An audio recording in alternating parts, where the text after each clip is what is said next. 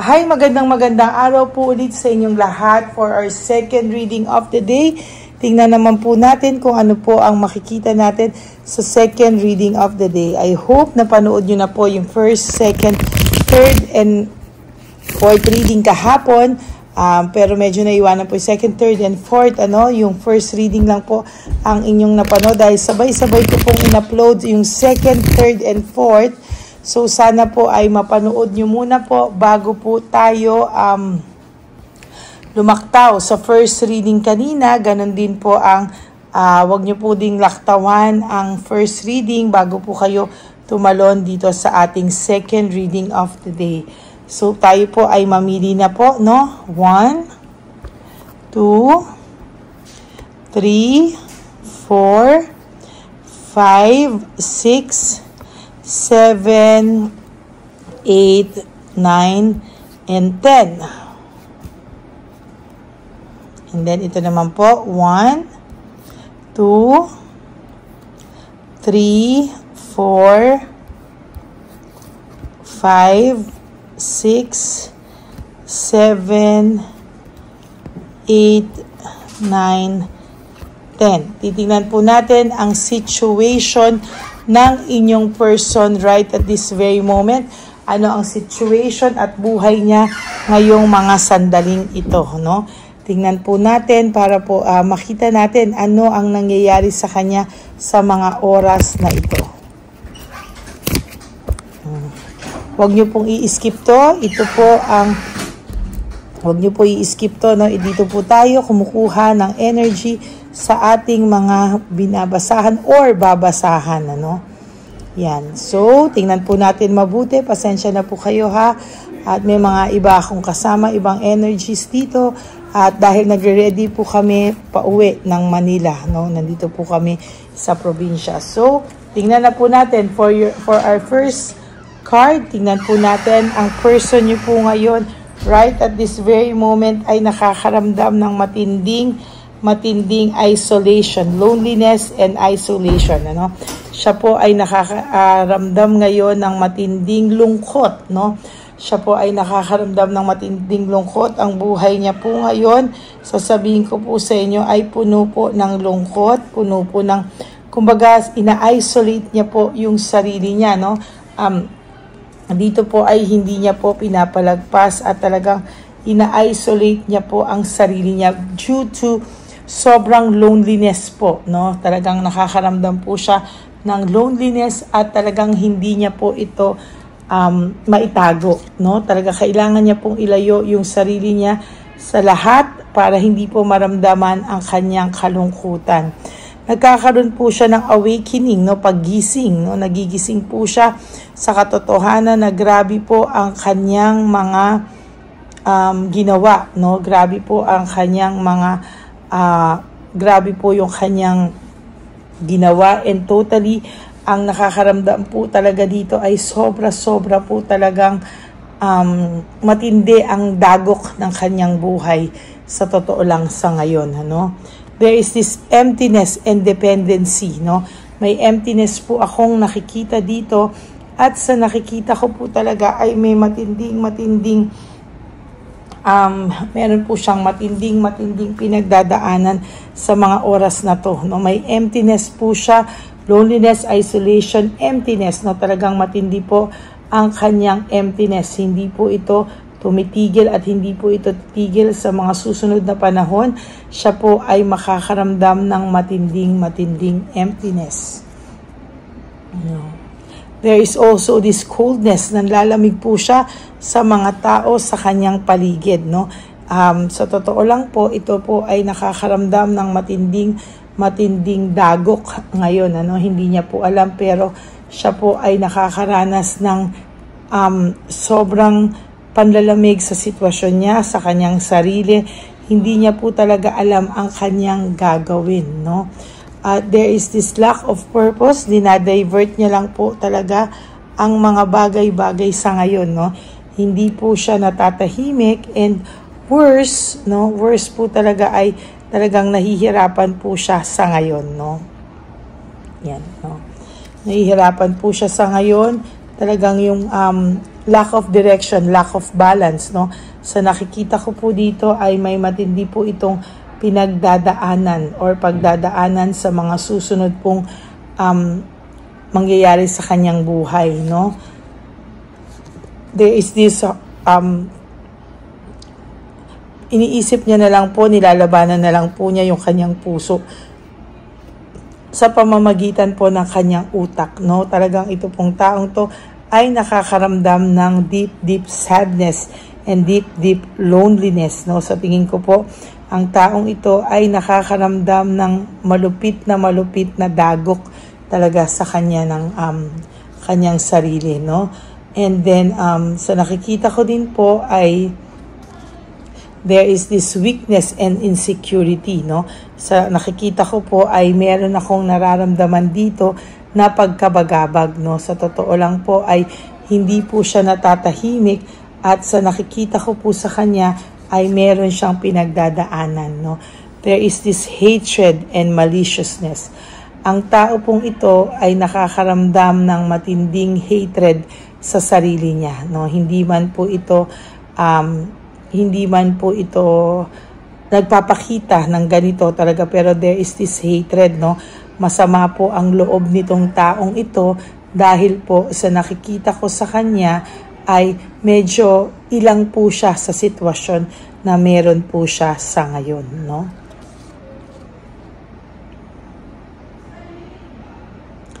There is this confusion and no right choice, no? Very confused po ang taong ito at sa nakikita ko po ay meron po akong nakikitang pagkabagabag. Parang siya po mismo ay nababagabag sa nangyari sa kanya. Hindi niya po ma-explain talaga, no, kung ano ang nangyayari sa kanya. So nakikita ko po ay mas lalalim pa po ang kanyang mga ginagawa sa mga susunod na pangyayari sa buhay niya. There is heartbreak, suffering, and grief, no? So nakikita ko po ay may heartbreak, suffering, and grief akong nakikita. Siya na po ngayon ang nakakaramdam ng mga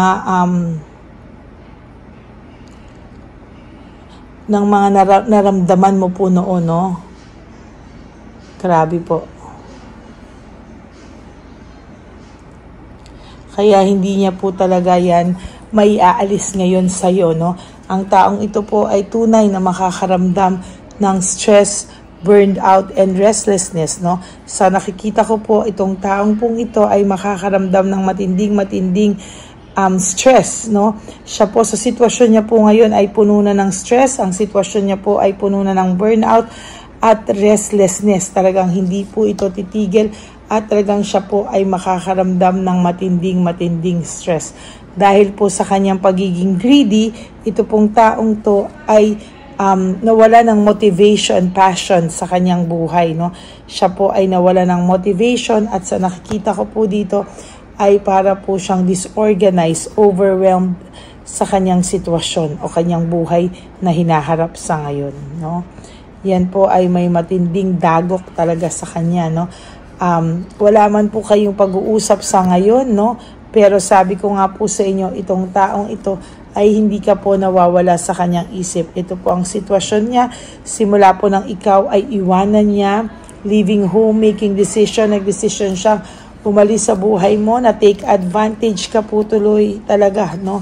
At sa nakikita ko po ay ang dami niya pong unresolved issues and emotional baggage, no? Ang tao pong ito ay nakakaranas ngayon ng emotional baggage, no? Hindi niya man po aminin sa iyo, pero ito pong taong to ay minsan talaga naisip niya na po yung pag-give up na pa siya, overwhelmed na po siya, nahulog po ang pasensya na po, nahulog po ang ating camera. Pero hindi ko po kasi pwedeng itigil dahil mawawala po yung ating energy. Okay, so ayaw niya po na pinag-uusapan siya, no? There is gossip and isolation. Talagang hinihiwalay niya po ang sarili niya. Ayaw po talaga niya, no? Na ayaw niya po talaga dito na siya po ay lost grip, self-pity, yan, no? Ayaw niya po talagang malaman, no, na kahit sino, no, na siya po ay naaawa sa sarili niya ngayon, no? Pakiramdam niya po, nakalma talaga siya. Very unstable po ang taong ito sa ngayon. Ano? Alam niyo po minsan, sinasabi ko sa inyo, nakikita ko pong sitwasyon niya ngayon. No? Minsan po kasi mahirap no? Mahirap po na yung nangyayari ngayon ay ipong hindi niya po alam kung paano po ang kanyang gagawin. Most of the time, itong person na to ay nakakaramdam ng matinding isolation. No? Na-isolate niya po yung sarili niya. At sa nakikita ko po, the more na i-isolate niya yung sarili niya, the more po itong talagang lahat po ng nakikita ko ngayon ay talagang hindi niya po kakayanin. Ano? Most of the time, yung sitwasyon niya po ngayon ay matindi. At sa nakikita ko po, talaga pong sa mga susunod na araw, ito po ay parang iiyak talaga. No? Bored na bored po siya sa kanyang sitwasyon sa ngayon, and talagang disconnected po siya sa mga tao. No? Dinidisconnect niya po yung sarili niya sa mga tao ngayon dahil ang pakiramdam niya po ay pinagtatawanan po siya. Frustration, ano?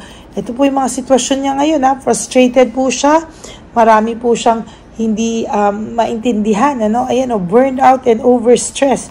Kanina po may nakita ko rin to, no? Talagang burned out and overstressed siya. Pero minsan mukha na siyang baliw kasi ang ipapakita niya pa po sa'yo ay masaya siya. That is just a rebellion. Ano? Rebelde lang po ito, sa totoo lang. At sa nakikita ko po ay nawalan po ito ng direksyon sa buhay niya. No? Ang sitwasyon niya po ngayon ay madilim at talagang panay conflict po, no, sa inyong rivalry at inyong kakompetensya. Yan po ang inyong second reading of the day. I hope na kayo po ay naka-resonate, and if you do, can you please give me a like and comment down below para naman po alam ko kung ano po ang inyong sitwasyon sa ngayon. Ano, pakiramdam, feelings at reaction nyo po dito sa sitwasyon ng person nyo ngayon. And for those of you who would like to have a private reading with me, you can message me po at Lady Lee Elena. That's LADYLY Elena. Nasa dulo po yan ng ating video. Diyan nyo lang po ako makukontak. That is my only official and legit FB and Messenger account. Nako, no? Yan po ang aking nakikita sa ngayon. Ano? Na sa mga gusto pong nakikita ko po na may mga gusto sa inyong magpa-reading. So yan po, binigay ko po ang aking official and only legit FB and Messenger account sa dulo po ng video na ito. Ganon din po, gusto ko pong makita nyo ang fake account ng Lady Elena na kung saan po siya po ay nang i-scam, ng hack. Kaya po, ingat po kayo dyan, ha? And, basta mag-ingat po kayo. And ang lagi ko pong payo sa aking mga ever loyal, solid, and faithful na Lady Elena family na hindi nag-i-skip ng ads. Paano mo po ba malalaman na ikaw ay solid, faithful, at loyal na Lady Elena family, no? Hindi ka po nag-skip ng ads dahil alam mo po na yung hindi mo pag-skip ng ads ay mapupunta po sa mga less fortunate lolos and lolas. Yan pong mga Lady Elena, solid, faithful, ay nakapanood po yan ng ating mga One Love a Day, no? So maraming salamat po. At for those of you din po who would like to give me a super thanks for this video, I would really appreciate that and love that from the bottom of my heart. And sabi ko nga po sa inyo, no, na you have to live one day at a time. You do 3 things that will make you happy for the day. Be grateful sa buhay nyo that we are still alive, we are healthy. Marami pa po tayong chance na makabawi sa ating mga sarili. Kaya maraming salamat po sa inyong lahat. And for those of you po na merong pinagdadaanan, no, always remember that you have to choose to love yourself because self-love is still the best love of all. And you also have to realize that life is so short, no, mga kapatid, life is so short. Don't make it shorter by stressing yourself from all the pains and heartaches na binigay sa inyo ng kahapon. Just surrender everything to the divine universe and just let go and let God write your life and love story. I will be back po for another set of reading. Huwag po kayong malulungkot. Ako po ay magbabalik for another set of reading. For the meantime, enjoyin nyo muna po ang ating first, second, third, fourth reading kahapon bago po kayo lumagtaw sa first and second reading ngayon, no? Kaya mag-ingat po kayong lahat. And maraming salamat po sa inyo. And ang lagi ko naman pong payo sa inyo, isa pa po, no, ay huwag kayong malungkot, ha? Just be happy, be positive, and huwag po kayong magpadala sa lahat ng lungkot na nararamdaman nyo because hindi po kayo pababayaan ng ating divine universe and ni Papa Jesus. So God be with you all. I love you all, and I will be back for another set of reading for our third reading for the day. For the meantime, mag-relax muna po kayo. And I love you all. God bless you. Bye! May update po, may nagpanggap pong subscriber natin na siya po ay magpapahula sa fake na Lady Elena, kaya ayan, hinihingan po siya ng $80 at ang cell po niya ay nabigay at nakuha. Ang pangalan niya po sa cell ay Julian Albert, no? Siya po ay may cell account din, kaya mag-iingat po kayo. Ayan po, no, kung sino man po yung scammer na Julian Albert na yan, no, iinsensuhan po natin yan para siya po ay makonsensya. Kung wala man po siyang konsensya, at least po bumalik sa kanya lahat po ng kanyang ginagawa at maling-mali po yan, ano. Basahin niyo po lahat yan, makikita niyo po, ayan po ang cell number niya at Julian Albert na yan, ano, para po talagang mai-report din po natin yan na siya ay gumagamit ng cell account na Julian Albert. Mag-ingat po kayo, ayan po yung number niya, ayan po yung pangalan niya. Huwag po kayong magpauto. Nakita nyo naman po, no, napakalayo po ng pangalan ko sa pangalan ng pinagsesendan nyo po ng account o ng pera. Kaya mag-ingat po kayo at beware sa scammer na to.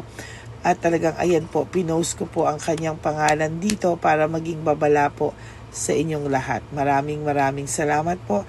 At mag-ingat po kayo, pakireport po ang page na yan, ang messenger niya na Lady Elena. Maraming salamat po and God bless you all. Ayan, sa susunod po makikita niyo yung account niya na i-report niyo. Salamat po na marami. Magandang gabi po ulit sa inyong lahat. Ako po ay muling nagpapaalala sa inyo na mayroon pong lumalabas sa FB at Messenger account na fake account po, no, nang hihingi po ng $25 through PayPal at hindi po yan totoo. Huwag po kayong maniwala dyan. At pag sinabi mo po na gusto ko pong marinig ang boses nyo or makita kayo, ang sasabihin po ay magbibigay kami ng link. Buksan mo yan at pagkatapos ay makikita mo ako. Huwag po kayong maniniwala dahil yan po ay hindi totoo. Yan po ay isang malaking scam na pag binuksan nyo po ay mahahack po lahat sa inyo. Mahahack po ang inyong mga personal details. Lahat ay mahahack. Ako po ay nalulungkot na ito po ay nangyari, ngunit sa talagang may mga tao pong masasama at may mga tao po talagang hindi makatiis na hindi gumawa ng masama sa ibang tao. Pero maging aware po sana kayo, tulungan niyo po ako, i-report po natin yung fake na yan at sa FB para siya po ay mawala na at wala na po siyang mabiktima pa, no? Nandyan po lahat ng details at maraming salamat po sa inyong lahat. Maraming salamat po sa inyong lahat at mag-iingat po kayo.